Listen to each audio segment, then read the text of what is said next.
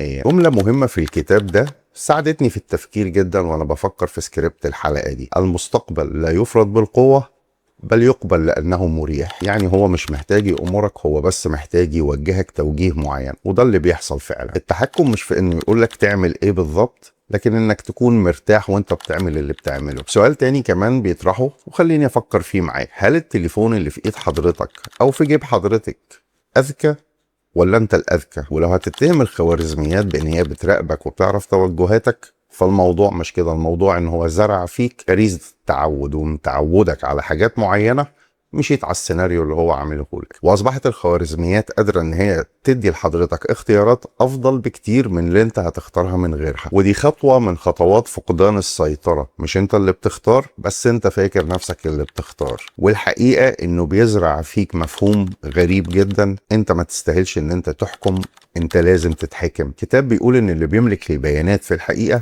هو بيملكك بشكل شخصي، وبيعرف اختياراتك واهتماماتك وبيوجهك من خلالها. وان التكنولوجيا والادوات الرقمية اللي بقت حوالينا غيرت فينا حاجة غريبة جدا: طريقة صبرنا. احنا لسه بنصبر، بس طريقة الصبر نفسها اتغيرت. والكتاب بيطرح فكرة غريبة جدا عن غياب الرقابة وليس فرض الرقابة. كلنا عارفين ان احنا مراقبين تقريبا بالتليفونات اللي في ايدينا، هي اللي بتقدم لنا خوارزميات بتحلل لنا شخصياتنا. لكن الحقيقة ان الكتاب بيقول ان غياب هذه الرقابة بالنسبة لنا احنا البشر هو اللي بقى شيء يخض ويخوف. وده اللي هيخليني اطرح معاك السؤال الاكبر اللي هنحاول سوا نشترك في اجابته في الحلقة دي: هل ده نتيجة تطور طبيعي لوجود تكنولوجيا وادوات رقمية في حياتنا، ولا هو الانسان اللي فعلا عنده صيغة تنازل دايما موجودة في حياته وبيستسلم بدري؟